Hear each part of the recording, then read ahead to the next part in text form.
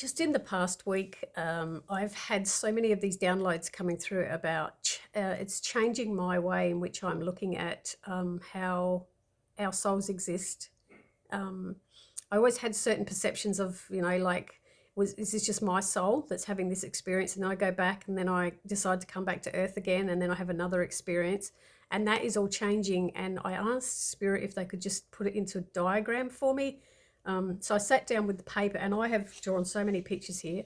It's quite a long video because there's lots of pictures that came out, which is kind of like, I think sometimes it's easier if we can see some kind of diagram to understand how things work rather than just someone talking. So we have energy, and energy is everywhere. It's all around us. It's not like in a faraway place. It's all around us, and we are like we walk through energy. We feel it. We're connected to it. It's not separate from us. It's like all around us, and so we are connected to each other. We're connected to Source. We have an aura field that goes around us that is showing our energy. It's inside of us, in our chakra points, and it's in our higher consciousness, and it's connected to absolutely everything. It's in us and it's outside of us, and it's all connected. And it's around us. So it's always, our higher self is feeling all the energy that's around us. And all these other little energies are people that have passed over and people that are living. It's both worlds can be felt at the same time. Energy is in plants, in trees, in water, in nature, in animals, in humans, in earth, air and fire. It's everywhere. Energy is not just contained to humans, it's absolutely everywhere. And animals are so connected to it that they can actually feel when a storm is coming, they know when a fire is coming, they know when there's an earthquake coming, and they know when there's floods, because they are way more in tune with actual nature around us and energy than what humans are.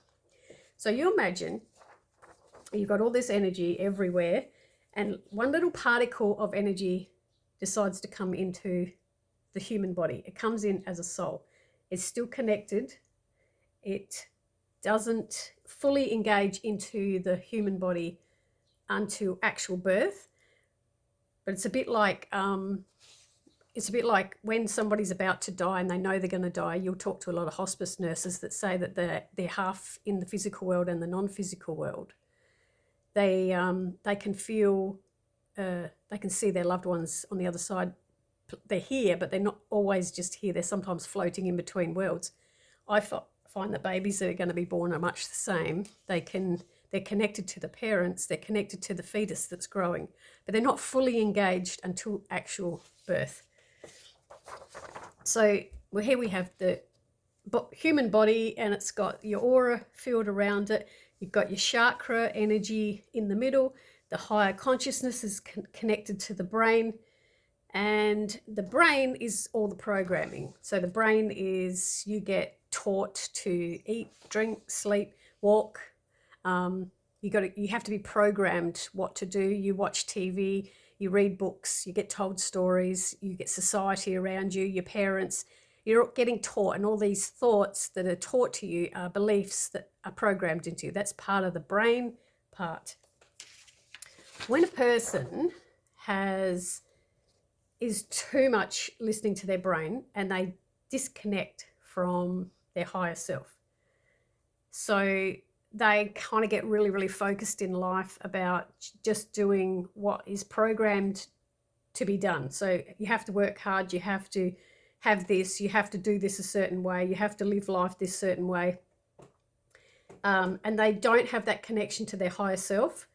They're just fully running on the ego.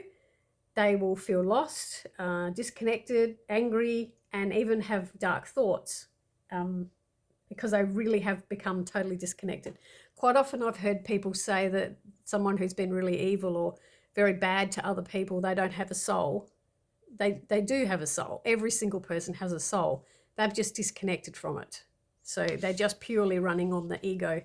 Then you get other people that are really, really connected to their higher self and their soul, and their aura is huge. And the other person I was talking about that are disconnected, they have a really, really close aura. It's like so close to their body, even hard to see, and it can be very dark in color, or a gray in color. When you have someone who's really, really highly spiritual, they can have lots of colors coming out of their auras, and it's very, very expansive. And a lot of children are very receptive to, so you'll see them in the supermarket. Kids don't know they're strangers, but they will suddenly look at somebody and want to smile at them, or they feel a comfort from somebody with a really big aura, rather than someone who has a very, very small aura. And babies are very, very good at feeling energy. They can feel anxiousness in people. They can read their energy fields of people. So this is the part that's changing for me. When a physical person, like a body dies, and energy is returning. So once your body dies and your energy is leaving your body, which the soul is leaving the body, and it's returning into source energy, which is all around us. It's everywhere around us. It's not a faraway place. It's everywhere around us. And so the soul is returning. Now, this is what I used to believe. I don't know if this was taught to me, but it was somehow stuck in my head, that I used to think that, so that's my soul, right? And my soul is in this huge, big source energy. Some people want to call it heaven, whatever you want to call it, source energy, heaven. There's my soul. And I used to believe that soul went and had a life experience, came back and shared my knowledge, and then had to learn lessons. So then had another experience and came back, and then another one, and then another one, and then another one. I used to think it was the one soul that was continually going over there and then coming back. But now I'm being shown, and this makes much more sense to me, that a soul goes and has a life, has experiences, has lessons, has growth, and brings that information back to source energy and leaves it there. And that there is an imprint left there of that existence. But it's not actually that soul that just goes back into another life.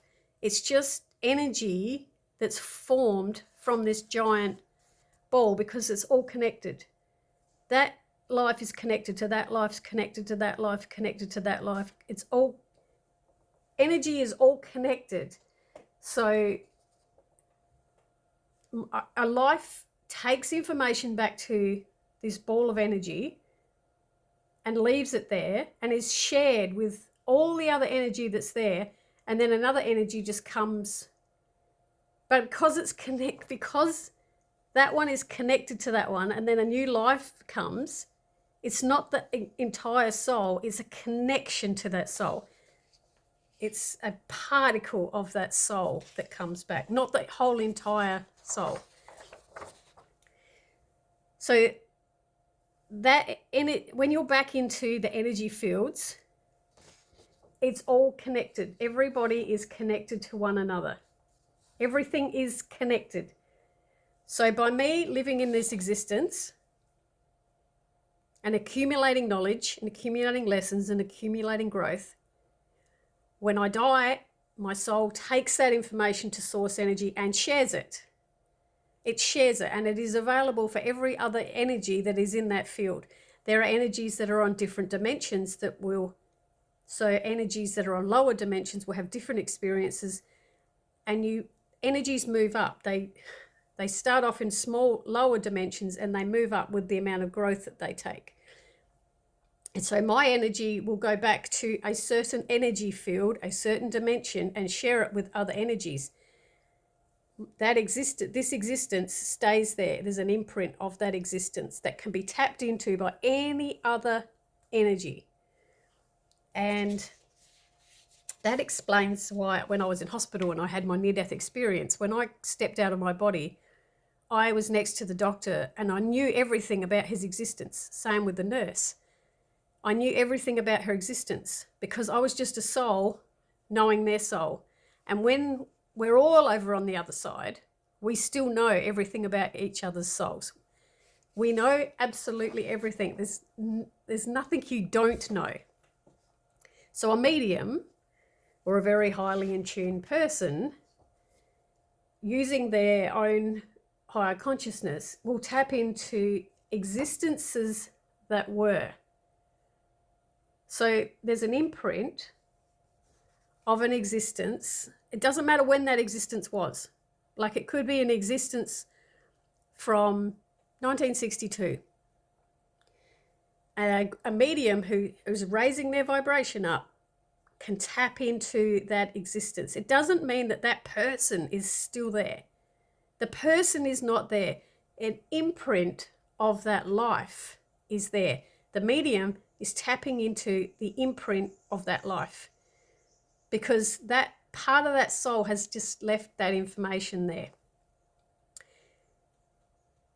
Part of that soul can also, because it joins everything, it's so hard to explain. It's like, I feel like it's like cotton wool balls. You know how you can break a little bit of cotton wool ball off and then come back and stick it back on again, and then it joins up everything again, and then another part of that cotton wool ball can come out and then go back. It's like that. It's not exactly the same piece that comes away into the soul every time and then goes back. It's particles of that existence that keep coming back, but it's still all connected. And there does appear to be a frequency. Different, like there's low frequencies and there's high frequencies. And it depends on, also depending on the person that's living, and depending on what level that they are able to raise their frequency, depends on what they're able to connect to. So somebody who has a low frequency on Earth can connect to other low frequencies that are already passed over, just energy, low energy. They can connect to that, and they can connect to lives that were lived of people that had a low energy. So if they were somebody that didn't have a happy life, or hurt a lot of people, when an alive person is feeling that energy, they might think it's some kind of haunting, or they might think it's someone evil. It's just a low energy that they're feeling. And the higher that the living person can raise their frequency, the higher they're going to access different energies. That part's up to you. So somebody who's practicing with a high can go right in and pick up a frequency from this area, or they can pick up a frequency from this area. Energy in a high dimension or frequency will have no need to experience coming back to be a plant, a tree, an animal, or a human. So if they've had many, many, many lives and they've come back and come back and come back and come back, not the one soul, it's growing that dimension. So how do I put this? Let's say a soul comes here, it experiences something, it takes the information back, and the information that it takes back and shares it with all the other energy that expands that area. So the next soul that comes out of that expanded area is going to have a higher vibration when it comes back here. And then when it goes back, it's going to expand it even again. So then when an energy from that expansion comes here, it's going to grow again and again and again. This is why a lot of the children being born now are already highly in tune, because they've already come from expanded dimensions. I hope I'm making sense. If you think about it, your soul now is connected to source energy, right? It's where all energy is. It's all around us. It's above us. It's below us. It's around us. It's everywhere. And your soul is connected to it. When your physical life is over and your energy returns to the non-physical plane with all other energy, you merge, right? So your soul goes back in there and it merges together.